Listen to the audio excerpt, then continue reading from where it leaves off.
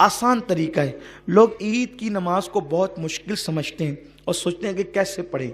आसान सी बात है, हमने 2 रकत नमाज पढ़नी है और उसकी नीयत इस तरह करनी है, नीयत की मैंने नमाज ईद उल फित्र वाजिब अदा करने की, वास्ते अल्लाह के मुँह में रत काबा शरीफ की तरफ पीछे इस इमाम के 6 तकबीरों के साथ।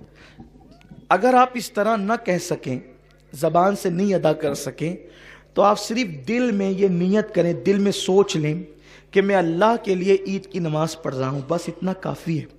इसलिए कि अल्फाज के उतार चढ़ाव के मोहताज बंदे हैं।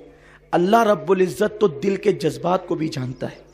दिल में जज्बात बाद में पैदा होते हैं, वो अलीमुम बिज़ाति सुदूर पहले जानता है कि आपके दिल में जज्बात क्या पैदा होते हैं। और दिल में सिर्फ सोच लें कि हम अल्लाह तेरे लिए ईद की नमाज अदा कर रहे हैं और हमने उसकी नीयत की है।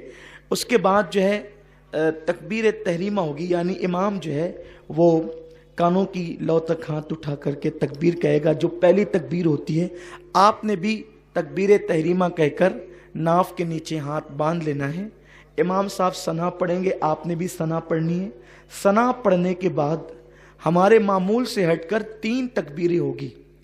उन 3 तकबीरों में हमने करना ये है कि पहली तकबीर में कानों की लौ तक हाथ ले जाना है और छोड़ देना है, और दूसरी तकबीर में भी कानों की लौ तक हाथ ले जाकर छोड़ देना है, और तीसरी तकबीर में कानों की लौ तक हाथ ले जाकर हाथ को बांध लेना है। 2 तकबीरों में हाथ छोड़ देना है और तीसरी तकबीर में हाथ को बांध लेना है। उसके बाद किरात होगी, रुकू सुजूद होंगे, फिर दूसरी रकत के लिए हम खड़े होंगे तो किरात होगी, और जब किरात मुकम्मल हो जाएगी तो अब 4 तकबीरें होंगी। हालांकि असल में वो 3 ही तकबीरें, लेकिन आपको समझाने के लिए 4 तकबीरें होगी।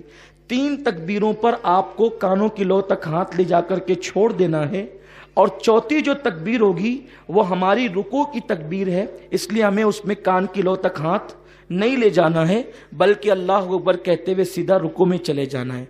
आसान सी चीज़ है कि पहली रकत में भी 3 तकबीरें हैं और दूसरी रकत में भी 3 तकबीरें हैं जो ज़्यादा हैं, लेकिन पहली रकत में किरत से पहले 3 तकबीरें हैं और दूसरी रकत में किरत के बाद 3 तकबीरें हैं।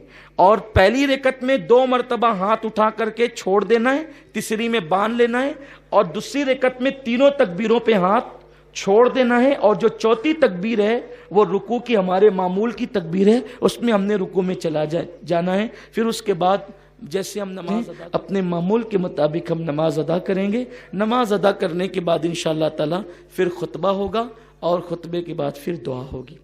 अल्लाह ताला फजल फरमाए।